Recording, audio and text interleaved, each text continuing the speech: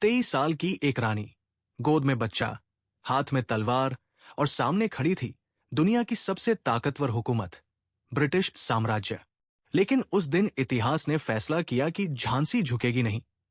वाराणसी में 1828 में जन्मी एक बच्ची, मणिकर्णिका। बचपन से घुड़सवारी, तलवारबाजी और युद्ध कला में निपुण। शादी हुई झांसी के महाराजा गंगाधर राव से और नाम पड़ा लक्ष्मीबाई। लेकिन किस्मत ने बड़ा वार किया। बेटे की मृत्यु और फिर पति का देहांत। झांसी की गद्दी अनाथ सी हो गई। तभी सामने आए ब्रिटिश गवर्नर जनरल लॉर्ड डलहौसिए।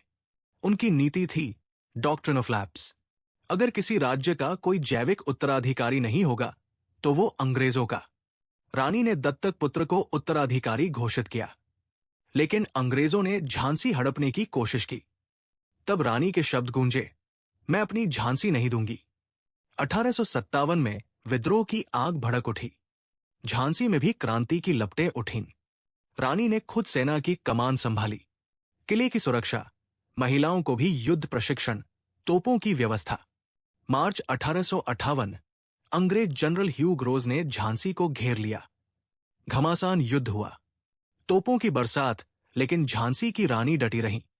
जब किला टूटने लगा, रानी ने अपने बेटे दामोदर राव को पीठ पर बांधा, घोड़े बादल पर सवार हुई और दुश्मनों को चीरते हुए किले से निकल गई। ये सिर्फ भागना नहीं था, ये था रणनीतिक पीछे हटना। वो ग्वालियर पहुंची और फिर से युद्ध छेड़ दिया। 18 जून 1858 ग्वालियर की धरती पर रानी लक्ष्मीबाई ने आखिरी सांस ली। लेकिन उन्होंने आत्मसमर्पण नहीं किया। वो वीरती को प्राप्त हुई एक सैनिक की तरह। युद्ध के बाद अंग्रेज भी उनकी वीरता मानने को मजबूर हो गए। जनरल ह्यू ग्रोज ने कहा, वो विद्रोहियों में सबसे बहादुर और सबसे योग्य नेता थी।